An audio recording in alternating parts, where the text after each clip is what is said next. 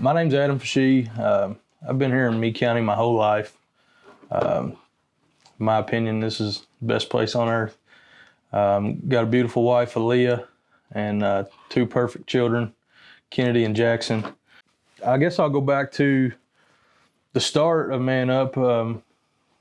Really, I had told a buddy of mine that we needed something for the men in the community, and we had discussed it several times, and we just didn't know what it was.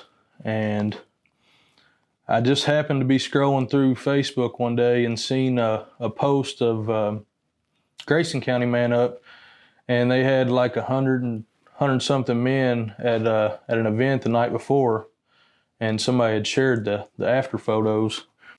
That was it. So I called him and I said, hey, did you see this? This is only men in Grayson County. I said, they had almost 100 men gather to worship last night. I said, it looks like they do it once a month. Let's try to go to the next one. So we did, and it was just unbelievable. And come back, and we didn't know what to do with it. We talked about it, and so we decided we wanted to try to do it here. I said, the only thing I know to do is just start going around talking to people. So we actually got a group of men and invited them to go to the next one, because I just really couldn't put into words what I had been a part of when I went down there. So I thought, to get them to buy in, they needed to see it for themselves. So we took a pretty good group of men. I think 15, maybe 20 men went down. And I think we went 3 months in a row. And we just knew it was something that the men in this county had to have.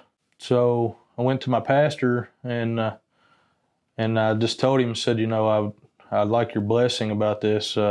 What do you think about this? And he gave me his blessing, and then we would talk to more people and more people. And really, each pastor and a lot of people, they all said the same thing, like, that's an amazing idea, that's great. It's just not like that in Meade County. They would say churches just like to keep things in their four walls and do their own thing. And it's just really hard to get each church to work together.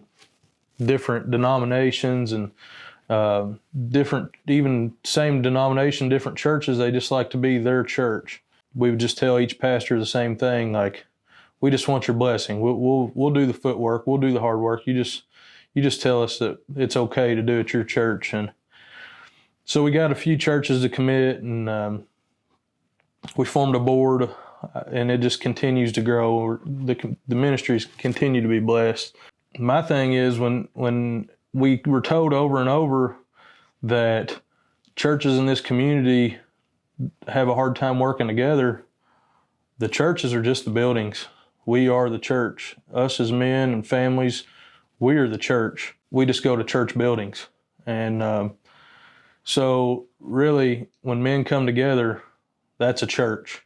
Man Up is just a place for somebody to come that maybe isn't comfortable to go on a Sunday morning. Like somebody said earlier, the biggest threshold is to walk through the door of a church.